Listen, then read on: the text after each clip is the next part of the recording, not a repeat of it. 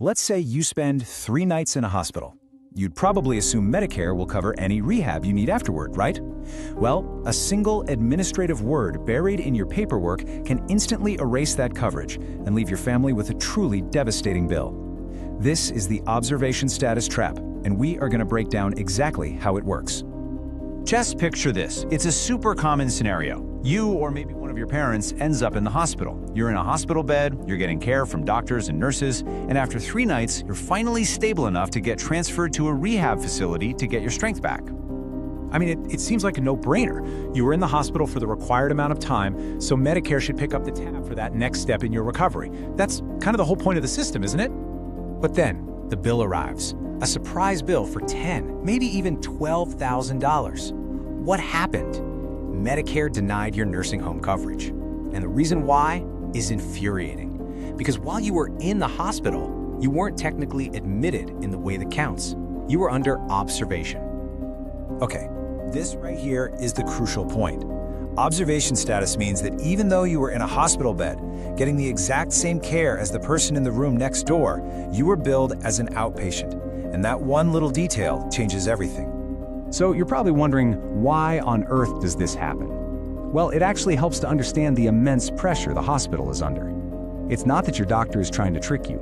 They're often kind of handcuffed by Medicare auditors and these really strict rules that are designed to prevent unnecessary admissions. You see, hospitals live in constant fear of something called the 2 midnight rule.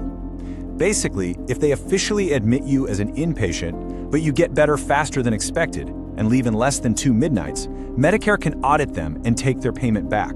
For the hospital, that's a huge financial risk. And this is the core of the conflict. To protect themselves from those penalties, hospitals will often just default to classifying you as observation. So what's a safety net for them becomes a devastating financial trap for you.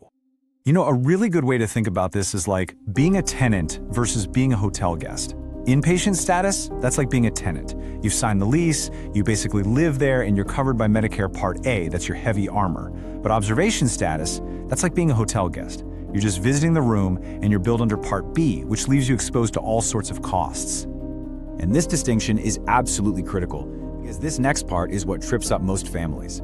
It all comes down to a clock that most people don't even know is ticking. Or maybe more accurately, a clock that isn't.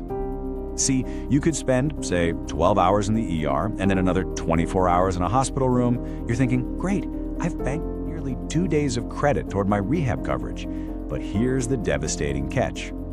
If you are under observation status, your official qualifying inpatient stay clock is at 0, zilch. All of that time you spent in a hospital bed counts for absolutely nothing toward that 3-day requirement for rehab coverage. And the reason for this is baked right into federal law, the Social Security Act to be specific. It clearly states that Medicare will only pay for a skilled nursing facility stay if you've had a qualifying 3-day inpatient stay. That one word, inpatient, is everything. Observation days just don't count. So just look at the difference here. You could spend 4 full days in the hospital under observation, and Medicare will pay 0 for your rehab. You're looking at a bill for around $8,000. But just 3 days as an inpatient, you're fully covered. It all comes down to an administrative decision, not a medical one. Okay, so the good news is the government recognized that this was a huge hidden problem. That's why a federal law was passed specifically to give you some transparency and to protect you from this exact situation. Back in 2015, Congress passed something called the Notice Act. This law says that hospitals have to inform you in writing if you've been under observation for more than 24 hours. They have to give you a very specific form that explains your status. And this form is called the MOON, the Medicare Outpatient Observation Notice. But here's the reality check. You're exhausted, you're probably in pain, and a nurse might just slide a stack of papers in front of you and say, just sign here. It's so easy to sign away your right to complain without ever realizing the massive financial bomb you just set for yourself. So, how do you fight back? Look, you can't force a diagnosis, but you absolutely can force transparency. And the way you do that is by asking 2 very, very specific questions. You might want to write these down. First, is this stay currently classified as inpatient or observation? And second, if I need rehab, do I have enough qualifying hours for Medicare coverage? You need to ask these questions every single morning during rounds.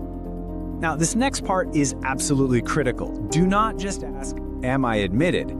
They can truthfully say yes to that because, well, you're in the hospital. You have to use the specific word. What is my classification? That is the administrative term that actually matters. And if their answer is observation, it's time to start escalating. Ask for a review of your case. Request to speak with a physician advisor or the director of case management. This knowledge gives you power. It lets you make an informed decision and even calculate if it's actually cheaper to just go home and hire private help than it is to pay for a rehab stay that Medicare isn't going to cover. Now, let's say you do everything right and you win this battle. You secure your inpatient classification and you get your 3 qualifying days. You're safe, right? Well, not always. The next trap is when the hospital tries to discharge you before you feel ready, sometimes by claiming Medicare requires it. We'll break down exactly how to fight that in our next explainer.